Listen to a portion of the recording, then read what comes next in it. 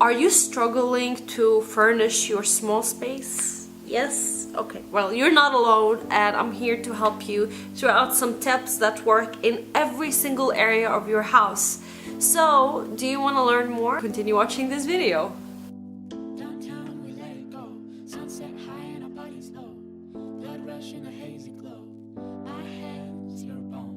Hello guys, and welcome back to Aseel by Sketchbook. This video is our third video, and this video will be talking about something that most people have to deal with, since most of people are trying to live in big cities, and that means smaller spaces.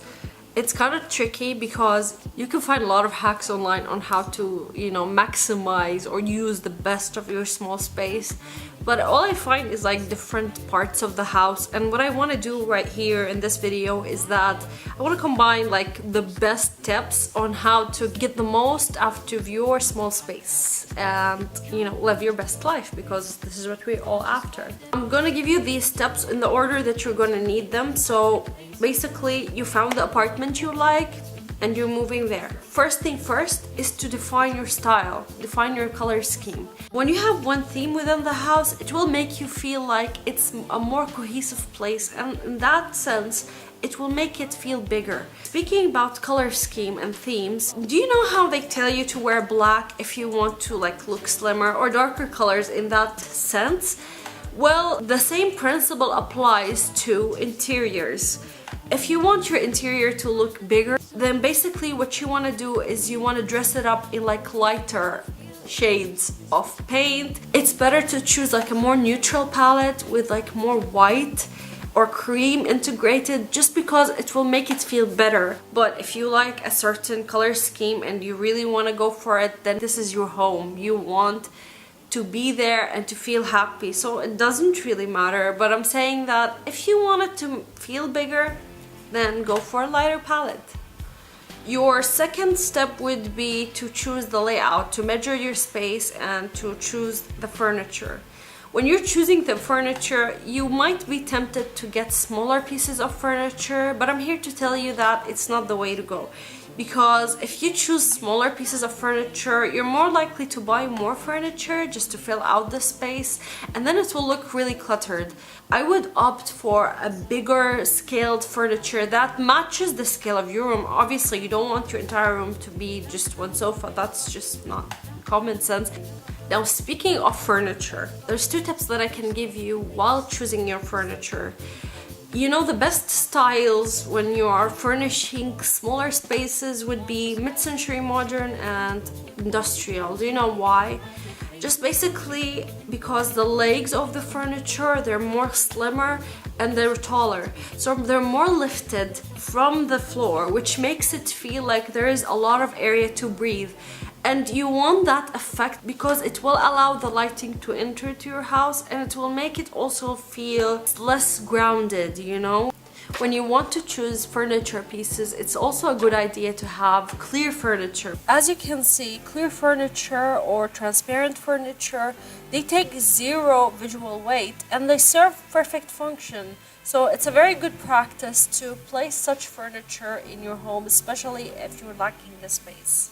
Now, while you're choosing your furniture, you want to think about your vertical space. What is vertical space, you might ask? Well, it's just a fancy term for the space that is in between your floor and your ceiling. That's your vertical space. And what you want to do is you want to make sure that you use every inch of the walls. Well, not every inch, because you want some space to air things out, to make it feel more open. It's a really good practice to use shelves and wall storage cabinets, but make sure that you use wall shelving and cabinets, basically any wall mounted cabinets. If you're in a rented house, that's okay, because you can still have shelves that sit on the ground and take space up. You just want to make sure that you don't miss that opportunity, because if you think about it, all buildings, the long, high, tall buildings, they were a solution for that matter, because it's basically taking this vertical space and it's making more people live in. You want to think in that sense. Use your walls for an opportunity to store more items if you would like, or just to basically have a few pieces of decor if that's what you'd like as well. Coming from that sense comes my next step, and that is mirrors. Mirrors are the best thing in the world, and I'm not saying that because I'm narcissistic, which I am a little bit, but that's okay. All of us should be a little narcissistic. But basically, mirrors, they reflect light, and at the same time they give you an illusion of a much bigger space. They give you like another depth, which is something that you really want to include. And besides, it's really functional to have few mirrors in the house, just because, you know, you can fix your outfit on the go, and you basically need to turn on less lights because you have like something that reflects lights, which is dope. If you ask me, it's really cool. I really love when you are including a mirror within your interior, is when it looks like that. It looks like a window, especially if you don't have that many windows. You can create an illusion of that even using IKEA mirrors. There's a lot of hacks for that. Also, what I like is this particular example right here. I know this is a medicine cabinet, but in any other cabinet, if your mirror has like a cabinet as well, that will add storage and it will give you the desired effect.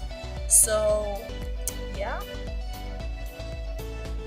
Another good practice is to use hooks. I'm personally a really big fan of hooks, just because it's a very easy way to store things. But the best use of hooks is to store folding furniture. So this is like a double tip if you may. As you can see, there's hooks right here, and you have chairs stored on the wall, out of the way, no footprint, until you take the chair out and you place it on the floor and you unfold it, which is like, it's such a great tip, especially if you're living in a tiny house.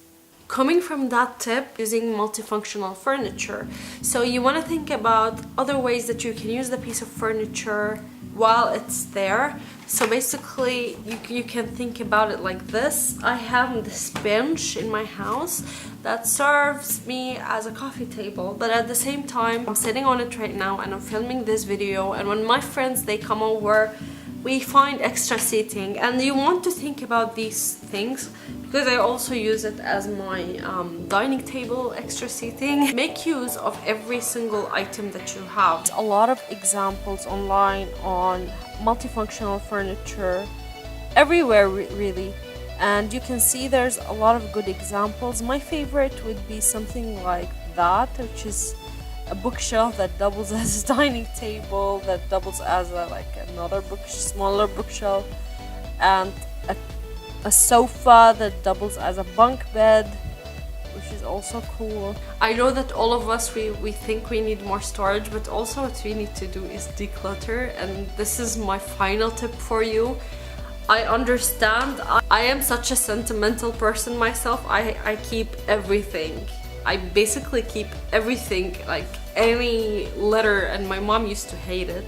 So I totally understand where you're coming from, but by the end of the day, we live in the now, we live in the present, and we need to think about how we can declutter the space to make new memories, things that we can declutter later.